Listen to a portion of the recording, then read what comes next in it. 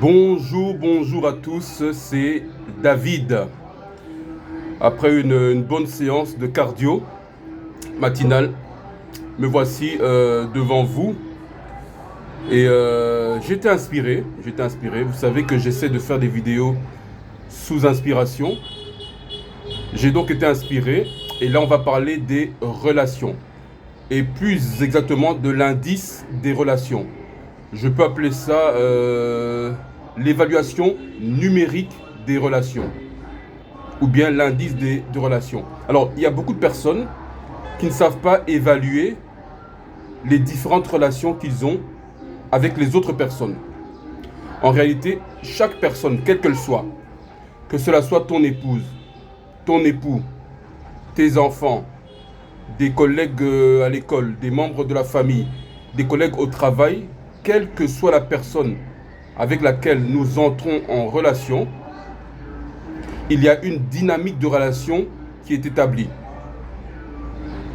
Qui dit dynamique de relation, dit échange. C'est impossible d'avoir le contraire. Il y a toujours échange quand tu es en contact avec quelqu'un. Ce qu'il faut déterminer, c'est quelle est la nature de l'échange. C'est pour ça que nous allons nous arrêter aujourd'hui sur l'indice numérique des relations. Pourquoi numérique? Parce qu'on va utiliser les différents symboles du calcul mental, mais très basique. Alors, chaque relation qu'on a les uns avec les autres peuvent être ramenées à ces 5 types différents. Il y a 5 types différents. Je vais d'abord les nommer et après on va s'arrêter de façon spécifique sur chacune d'entre elles. Il y a ce qu'on appelle une relation d'addition. Une addition, c'est un plus, le symbole de l'addition. C'est le premier type de relation. Puis il y a une relation de type multiplication. Le symbole de multiplication, c'est fois. Il y a le symbole une relation du type soustraction. Troisième type de relation. Et le symbole de la soustraction, c'est un moins. Il y a la quatrième type de relation, c'est une relation de division. Le symbole de division. Et enfin, le cinquième, dernier type de relation, c'est la relation neutre, qui sera symbolisée par un 0, parce que le 0 est le signe, le chiffre neutre par excellence. Voilà les 5 types de relations que l'on peut avoir les uns avec les autres. Et donc on doit déterminer quel type de relation on a les uns avec les autres. Alors prenons le premier type de relation. C'est une relation d'addition. C'est quoi une relation d'addition? C'est une relation dans laquelle quelqu'un vient t'apporter quelque chose que tu n'as pas. C'est ça le type de relation d'addition. Donc il t'ajoute quelque chose que tu n'as pas encore. Mais attention, cette chose qu'il t'ajoute que tu n'as pas encore, ça peut bien être quelque chose de positif comme quelque chose de négatif. Donc une relation d'addition n'est pas forcément quelque chose de positif. Ça dépend du type d'addition.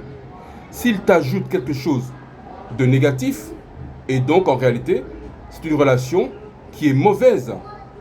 S'il t'ajoute quelque chose de positif, dans ce cas-là, c'est une relation qui est positive. Donc la relation d'addition, c'est une relation où quelqu'un t'apporte quelque chose, soit quelque chose de positif, ou alors quelque chose de négatif. C'est le premier type de relation. Le deuxième type de relation, c'est la relation de multiplication. Alors, c'est quoi la relation de multiplication? Si tu es dans une relation de multiplication, ça veut dire que tu as déjà quelque chose. La personne ne t'ajoute rien, mais la personne, elle augmente ce que tu as déjà. Elle multiplie ce que tu as déjà. Elle exacerbe, elle accentue ce que tu as déjà. Donc elle ne t'apporte pas quelque chose. Tu as déjà la chose, mais elle augmente ce que tu as déjà.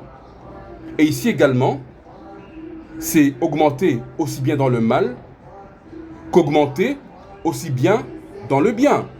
Donc, une relation de multiplication également n'est pas forcément quelque chose de positif. Tout dépend de la multiplication. S'il augmente quelque chose que tu as de bien, dans ce cas-là, c'est une relation positive. Mais s'il exacerbe, il exagère, il augmente quelque chose que tu as de mal, à ce moment-là, c'est quelque chose qui n'est pas à ton avantage. Troisième type de relation, la relation de soustraction. Alors, c'est quoi la relation de soustraction? C'est une relation dans laquelle quelqu'un vient t'enlever quelque chose que tu as.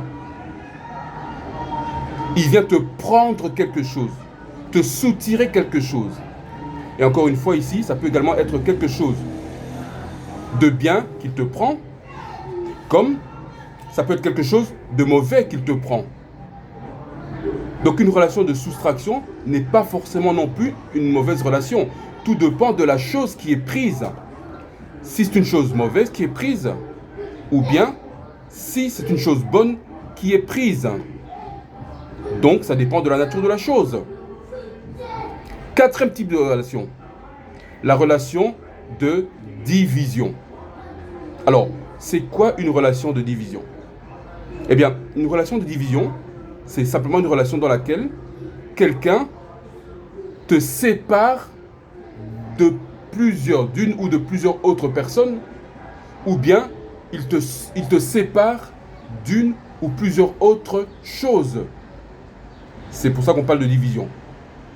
Et encore une fois, de la même manière, ça peut être te séparer de bonnes choses, des bonnes personnes, ou alors ça peut être te séparer des mauvaises choses et des mauvaises personnes.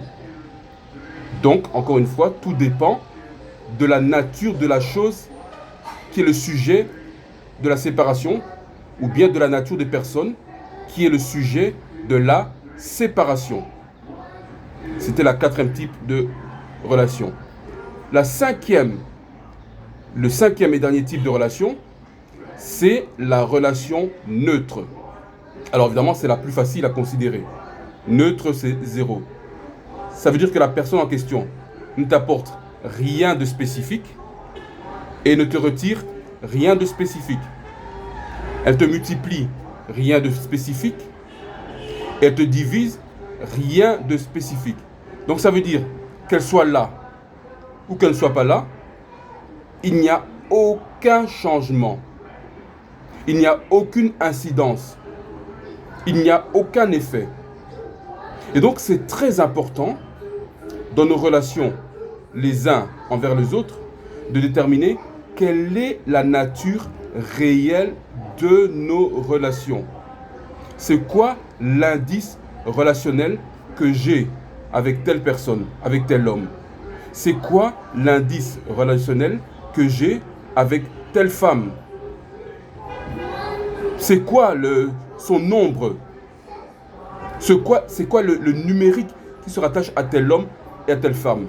Parce que beaucoup d'entre nous entrent en relation, donc on entre en relation, on a l'habitude d'entrer en relation les uns par rapport aux autres, juste comme ça. Juste pour parler avec des gens, juste pour fréquenter des gens, et on ne voit pas l'incidence d'une relation. On ne voit pas l'effet d'une relation. Une relation a de l'effet. Et si elle est neutre, comme une relation neutrale, alors quel est l'objectif de la relation? Quel est le pourquoi de la relation? Puisque ça n'apporte absolument rien. Il doit normalement toujours avoir une dynamique dans la relation. C'est pour ça que j'ai jugé important de parler ce matin de l'indice relationnel. C'est à chacun de nous de voir maintenant, par rapport aux relations avec les membres de ma famille, par rapport aux relations avec mes collègues d'études par exemple, par rapport à mes relations avec mes collègues de travail. Quel type de relation j'ai avec eux? Et est-ce que ce type de relation m'arrange? Est-ce que j'y trouve mon compte? Et quel est le type de relation que je dois privilégier avec tel homme, avec telle femme parce que j'y trouve plus mon compte. Et c'est bilatéral une relation. Ça veut dire que c'est un échange. On s'apporte les uns les autres des choses.